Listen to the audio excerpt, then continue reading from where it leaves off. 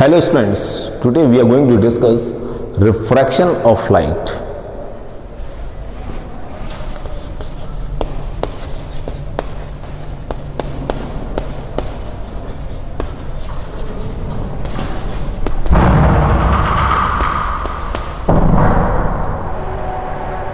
Refraction of light. So what is refraction? तो practically life में आप लोगों ने देखा होगा कि अगर एक कॉइन को एक टब में या एक ग्लास में डाल दें तो ऊपर से इसको देखें तो उसका साइज बड़ा दिखता है, ठीक है। अगर स्पून को अगर हम लोग पानी में डिप कर दें और उसको देखें ग्लास से, अगर हम लोग उसको देखें तो उसको साइज जो है वो बेंड होता हुआ दिखाई देता है, ठीक है। तो स्पून जो आपको देखेगी वो बेंड होती हुई दिखाई देगी, ठीक है। This are the example related to the reflection of light. So what is reflection? So this is the phenomenon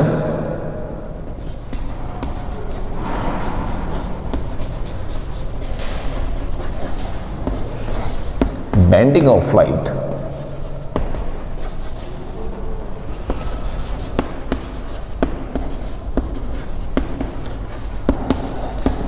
at the surface separating two media. This is really very important term, two media. हमने जब reflection की बात की थी, reflection में condition क्या थी कि एक मीडियम में जब भी कोई रे अगर बेंड होती है उसको बोलते हैं reflection.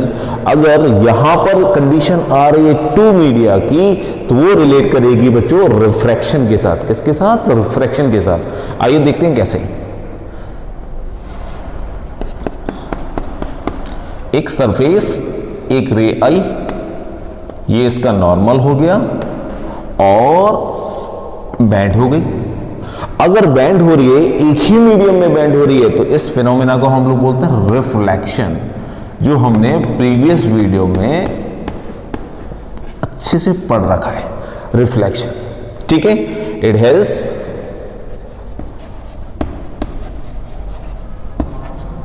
Only single medium. Single medium वहां कंडीशन क्या होती है बच्चों? रिफ्लेक्शन। क्लियर? अब हम लोग अगर रिफ्रैक्शन की बात करें तो इट हैज टू मीडिया, यानी कि यहां पर हर हालत में कितने मीडियम होने चाहिए बच्चों? दो मीडियम होने चाहिए। ये इंसिडेंट रे कहीं सोर्स से आ रही होगी, सो दिस इज मीडियम वन, हमने इसको लिया एयर, ठीक है। और दिस इज मीडियम टू, इसको मान लिया हमने वाटर, दिस इज वाटर, ठीक है। ये आपका नॉर्मल रिएक्शन हो गया, ये इंसिडेंट रे हो गई। क्लियर? अब रिफ्लेक्शन होता तो सेम मीडियम में कैसे हो जाएगा? इस तरीके से हो जाएगा। दिस इज द कंडीशन, ठीक है। अगर कोई मीडियम नहीं होता तो रे कैसे जानी चाहिए थी? ऐसे जानी चाहिए थी। क्लियर हो गया? लेकिन मीडियम चेंज हो रहा है। अगर मीडियम चेंज हो रहा है तो जो बेंडिंग ऑफ रे है उसकी जो वेलोसिटी है वो v वेलोसिटी है, या हम लोग मान सकते हैं इसको c वेलोसिटी के साथ, that is speed of light के साथ वो ट्रैवल कर रही है इस m1 मीडियम में। जब वो जाएगी m2 मीडियम में जो कि वाटर है तो आप समझिए इसकी जो स्पीड है वो चेंज हो जानी है। अब चेंज कैसे होगी? चेंज डिपेंड करता है बच्चों डेंसिटी पर। जो ज्यादा डेंस होता है वहां स्पीड कम हो जाती है, और अगर डेंसिटी कम होती है वहां स्पीड ज्यादा हो जाती है। तो वाटर एयर से ज्यादा डेंस है, अगर एयर से ज्यादा डेंस है इसका मतलब इस सी वेलोसिटी को चेंज होना है जब रे कहां जाएगी? इस वाटर में जाने वाली है, ठीक है। तो डेफिनेटली अगर ये वाटर में जाने वाली है तो मैंने इसको नॉर्मल रिएक्शन, ठीक है, ये नॉर्मल आपका दिया, ठीक है। अब जब ये लाइट इसमें जाएगी तो डेफिनेटली इसकी स्पीड कम हो जाएगी। अगर इसकी स्पीड कम हो जाएगी तो ये बेंड होके ऐसे हो जानी है towards the normal, towards the normal, towards the normal, normal की तरफ बेंड हो जानी है, टुवर्ड्स द नॉर्मल। तब इसकी स्पीड c नहीं रहेगी, उसको मैं कंसीडर कर लेता हूं v, यानी कि c is speed of light 3 × 10⁸ metre per second किस में चली हुई? मीडियम 1 में, जो कि एयर है। अगर मीडियम 2 में जाएगी तो डेफिनेटली उसकी स्पीड कम हो जानी है, कम हो जाएगी तो कितना बेंड हो जाएगी बच्चों? नॉर्मल रिएक्शन की तरफ। अगर बढ़ जाएगी तो नॉर्मल रिएक्शन से अवे हो जाएगी। कहां हो जाएगी? अवे हो जाएगी। So this phenomenon is called what? Refraction of light. Clear हो गया? अब सी एंड वी आपने पता होना चाहिए। C V what? C is the speed of light। जब आपकी इंसिडेंट रे आ रही है तब उसके पास स्पीड कितनी है? C। V जब रिफ्रैक्शन हो चुका है तब V होगा। इस सरफेस को बोलते हैं बच्चों, इसको बोल दिया this is interface. This is called interface. ठीक है, तो ये आपकी फिनोमेना किसका हो गया बच्चों? रिफ्रैक्शन का हो गया। क्लियर हो गया? अच्छा, अब रिफ्रैक्शन में कुछ इंपॉर्टेंट चीज जो कि डिपेंड करती है मीडियम पर। अब वो मीडियम पे डिपेंड कैसे करती हैं? देखें, ये मीडियम लिया हमने M1 और ये लिया M2। ठीक है, इस मीडियम को रिप्रेजेंट करते हैं हम लोग रिफ्रैक्टिव इंडेक्स से। किससे? Refractive index. ठीक है,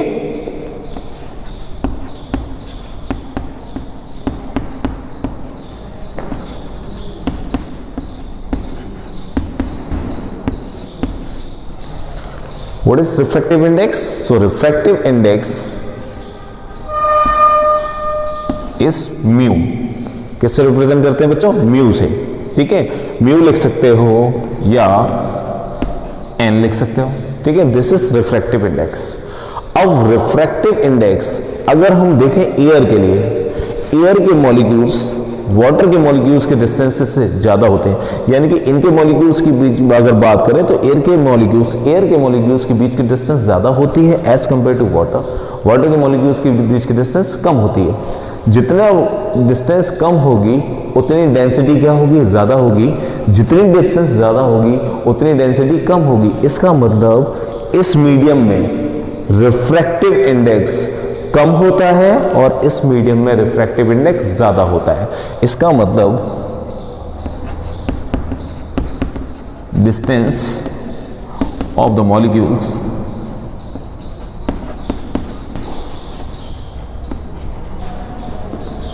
inversely proportional to the refractive index।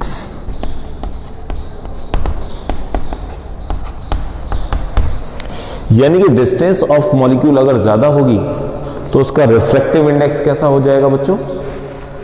कम हो जाएगा। अगर डिस्टेंस ऑफ द मॉलिक्यूल कम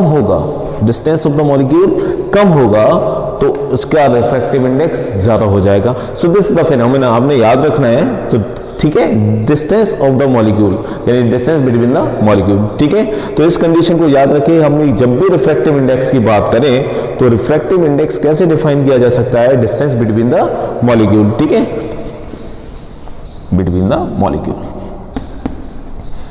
ठीक है, so distance between the molecule अगर कम होगा तो आपका रिफ्रैक्टिव इंडेक्स कैसा हो जाएगा? ज्यादा हो जाएगा। ठीक है, क्लियर बात हो गई। अच्छा, अगर मैं इस म्यू को रिप्रेजेंट करूं तो म्यू और एन रिफ्रैक्टिव इंडेक्स, इसका फॉर्मूला होता है बच्चों C/V।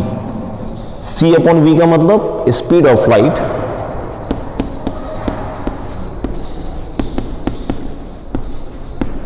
In vacuum upon speed of light in medium. Speed of light in medium. ठीक है, सो this is what? Refractive index. ये आपका फॉर्मूला होता है। तो ये इट इज द रेशियो। तो ये क्या हो जाएगा बच्चों? डायमेंशन लेस होगा, इसकी कोई यूनिट नहीं होगी। क्यों? क्योंकि ये क्या है? प्योर रेशियो है। यहां पर भी स्पीड आ रही है, यहां पर भी स्पीड है। जो इसकी यूनिट है वही इसकी यूनिट होगी, कैंसिल आउट हो जाएगी। तो ये क्या है बच्चों? आपका डायमेंशन लेस, या लिख सकते हैं इसको unit. This is unitless quantity. Unitless quantity. ठीक है, इसको नोट हो गए बच्चों। चलिए कुछ important points related to the refractive index.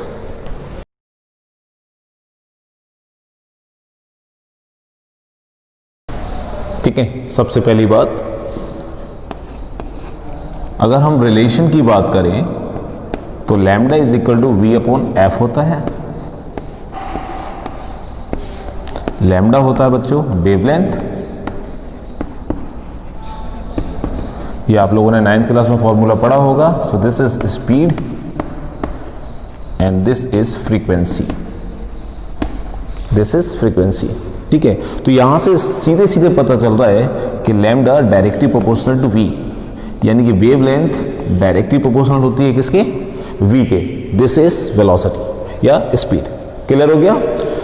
अगर हम लोग बात करें कि अगर एक मीडिया है और ये मीडिया 2, या हम इसको लेते हैं वाटर और इसको एयर,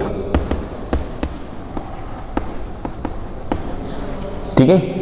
अगर कोई भी पर्टिकुलर वेव आ रही है, कोई भी पर्टिकुलर वेव, ठीक है, दिस वन, जब वो इससे स्ट्राइक करेगी, जब वो इससे स्ट्राइक करेगी, स्ट्राइक करने के बाद किस में एंटर करेगी, पानी में एंटर करेगी। जब वो पानी में एंटर करेगी तो इसकी स्पीड में क्या होगा, चेंज हो जाएगी। यहां जब ट्रैवल कर रही थी एयर में, तब उसके पास स्पीड कितनी थी, c with the speed of light 3 × 10⁸। लेकिन इसके मॉलिक्यूल्स के बीच की जो डिस्टेंस होती है वो कम होती है, तो जैसे ही इसमें एंटर करेगी, एंटर करते ही इसकी स्पीड चेंज हो जाएगी, वो v के बराबर हो जाएगी। क्लियर। दूसरी चीज, अगर मैं इसके लैम्डा की बात करूं, वेवलेंथ की बात करूं, ठीक है, दिस इज द वेवलेंथ। अब यहां देखें और इसमें देखें, इसकी वेवलेंथ उसकी वेवलेंथ दोनों में अंतर आ रहा है। यहां वेवलेंथ ज्यादा है, यहां वेवलेंथ कम है। इसका मतलब जैसे ही मीडिया चेंज होगा उसके वेवलेंथ में भी वेरिएशन आ जाएगा। उसके वेवलेंथ में भी क्या आ जाएगा बच्चों, वेरिएशन आ जाएगा। यहां वेवलेंथ छोटी होगी, यहां वेवलेंथ बड़ी होगी। ठीक है। तीसरी क्वांटिटी आती है फ्रीक्वेंसी। अगर यहां पर मैं फ्रीक्वेंसी की बात करूं तो फ्रीक्वेंसी यहां पर और यहां पर सेम होगी, क्योंकि frequency depends upon the source. Frequency किस पे डिपेंड करती है बच्चों, सोर्स पे डिपेंड करती है। तो सोर्स तो एक ही है, जहां से आपकी ये वेव प्रोपगेट हो रही है वो सोर्स तो एक ही है, इसलिए फ्रीक्वेंसी चेंज नहीं होगी। चेंज क्या क्या हो जाएगा, वेवलेंथ चेंज हो जाएगी और स्पीड ऑफ लाइट चेंज हो जाएगी, या इसकी पर्टिकुलर जो स्पीड से आ रही होगी वो चेंज हो जाएगी। क्लियर हो गया। अच्छा, अब इसको रिलेट करते हैं बच्चों अपने म्यू से, यानी कि रिफ्रैक्टिव इंडेक्स से। अगर मैं रिफ्रैक्टिव इंडेक्स की बात करूं, वो भी इनवर्सली प्रोपोर्शनल होता है विद द वेलोसिटी, यानी कि जिसका रिफ्रैक्टिव इंडेक्स ज्यादा, इसका मतलब उसकी वेलोसिटी कैसी, कम। दोबारा से, जिसका रिफ्रैक्टिव इंडेक्स ज्यादा उसकी वेलोसिटी कम, और जिसका रिफ्रैक्टिव इंडेक्स कम उसकी वेलोसिटी ज्यादा।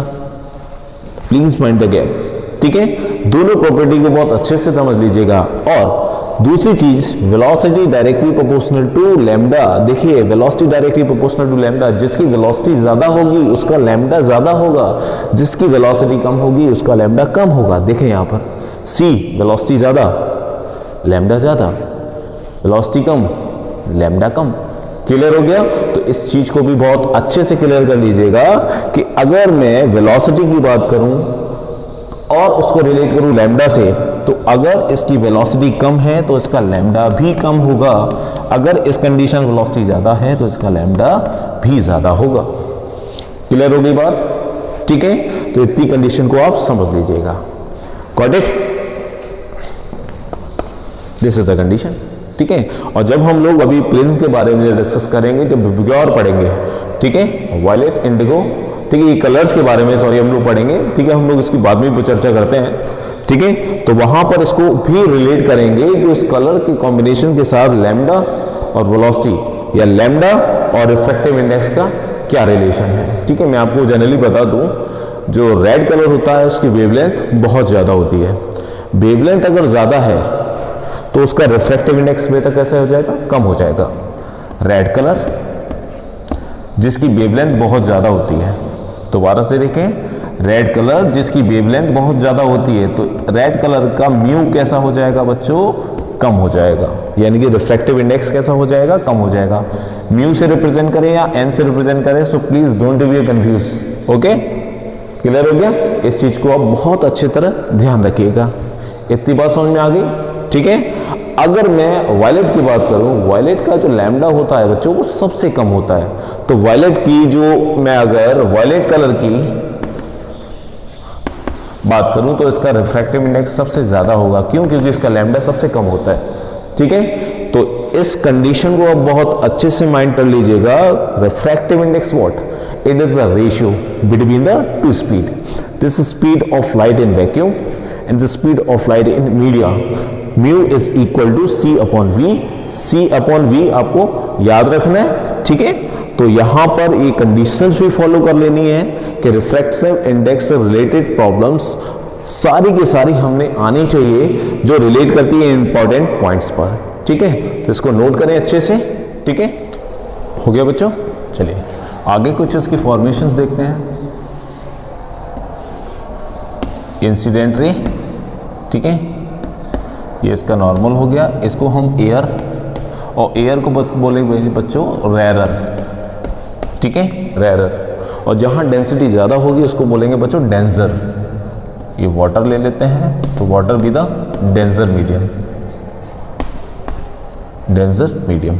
ठीक है, अब अगर कोई भी रे डेंजर मीडियम में बैंड होगी तो हमें पता है ये उसका ओरिजिनल पाथ हो गया। और जो अगर ओरिजिनल पाथ हो गया और डेंजर में बैंड कर रही है तो इसकी स्पीड में वेरिएशन आने वाला है। क्यों? क्योंकि डेंजर का जो रिफ्रैक्टिव इंडेक्स है वो कैसा होगा बच्चों? ज्यादा होगा एज कंपेयर टू एयर। ठीक है, इसको हमने म्यू1 नाम दिया, इसको म्यू2 नाम दिया। ठीक है, अब जैसे ही इसकी स्पीड चेंज हुई तो किधर आ गया बच्चों? ये टुवर्ड्स द नॉर्मल आ गया, टुवर्ड्स द नॉर्मल। ठीक है, तो this is the condition mu greater than of mu. Mu greater than of mu. ठीक है, तब हमेशा जो रे बैंड होगी वो टुवर्ड्स द नॉर्मल होगी। So towards the normal.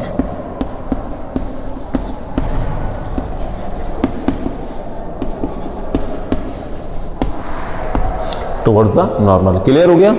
अब ऐसा जरूरी नहीं है कि रे हमेशा रेरर से ट्रेवल करे, डेंजर से भी कर सकती है। देखें कैसे।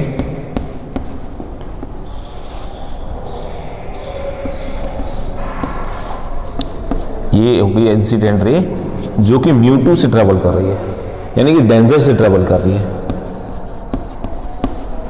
अगर कोई भी रे डेंजर से ट्रेवल करेगी तो अगर ये मीडिया नंबर 1 में जा रही है, ठीक है, तो इसका जो रिफ्रैक्शन होगा वो अवे फ्रॉम द नॉर्मल होगा। अवे फ्रॉम द नॉर्मल यानी कि नॉर्मल से दूर। ये original path, away from the normal. So this is mu. इसको लिखेंगे away from the normal. Away from the normal. Clear हो गया? ये कंडीशन कैसी होगी? रेरर। ठीक है, अगर डेंजर से रेरर तो अवे फ्रॉम द नॉर्मल, और अगर रेरर से danger it means towards the normal. Clear हो गया? अच्छा, कंडीशन नंबर 3 देखें, यहां देख लेते हैं। अगर रे परपेंडिकुलरली पड़ रही है, ठीक है, परपेंडिकुलरली इस पर पड़ रही है, तो ये बैंड नहीं होगी, ये स्ट्रेट जाएगी। कैसे जाएगी? स्ट्रेट जाएगी। So this is no bending property, no bending of light, ठीक है। अगर कोई भी इंसिडेंट है परपेंडिकुलर टू द सरफेस है, इंटरफेस के परपेंडिकुलर पड़ रही है, तो वहां पर no bending of light. Light कैसे जाएगी बच्चों? स्ट्रेट जाएगी। ठीक है, so these are the properties, ये आपने पता होनी चाहिए। पहली प्रॉपर्टी, अगर रेरर से डेंजर जाएगी, अगर रेरर से डेंजर गई इसका मतलब टुवर्ड्स द नॉर्मल। डेंजर से रेरर जाएगी तो away from the normal, normal से दूर जाएगी। क्लियर हो गया? और अगर परपेंडिकुलर टू द इंटरफेस पड़ रही है तो नो बेंडिंग ऑफ लाइट, कैसे जाएगी? स्ट्रेट जाएगी। ठीक है, उसमें कोई भी वेरिएशन आने वाला नहीं है। ठीक है, तो ये 3 प्रॉपर्टीज इसकी आपने पता होनी चाहिए। क्लियर हो गया? इसको भी नोट करें। नेक्स्ट देखें बच्चों, लॉज ऑफ रिफ्रैक्शन। फर्स्ट वही है जो कि लॉ ऑफ रिफ्लेक्शन को फॉलो करता है, that is incident ray, refracted ray and normal lies at the same point. The incident ray, the refracted ray and the normal to the refracting surface at the point of incident are in the same plane. ठीक है, वो तीनों के तीनों क्या होंगे? वो एक ही प्लेन में होने वाले हैं। ठीक है, अगला दे रखा है sine I over sine R. Sine I over sine R is equal to mu two over mu one is equal to C upon V. ये लॉ दिया तो बच्चों स्नेल ने, व्हाट, स्नेल्स लॉ, इसको हम लोग स्नेल्स लॉ भी बोलते हैं, क्योंकि this law is given by Snell. ठीक है, तो sine I over sine R it is the ratio is equal to mu two over mu one is equal to C upon V. C is what, speed of light in vacuum upon speed of light in media. अब ये mu two और mu one का मतलब क्या है, ये तो हमें बताया रिफ्रैक्टिव इंडेक्स, लेकिन 2 ऊपर आया 1 नीचे आया, इसका क्या मतलब है, इसको मैं आपको समझाता हूँ। यहाँ देखें, इंसिडेंट रे स्ट्राइक कर रही है और बेंड कर रही है टुवर्ड्स द नॉर्मल, किसमें, वाटर में, मीडिया 2, यानी कि जो रिफ्रैक्शन का काम कर रहा है वो कौन कर रहा है, मीडिया 2, इसलिए वो ऊपर आएगा। ठीक है, इस कंडीशन में देखें रिफ्रैक्शन का काम कौन कर रहा है, मीडिया 1, तो इसमें मीडिया 1 ऊपर आएगा, तो यहां हम लोग क्या लिखेंगे, sine I over sine R, sine I over sine R, क्योंकि ये जो होगा दिस एंगल, ये नॉर्मल, ये एंगल आर के बराबर होगा।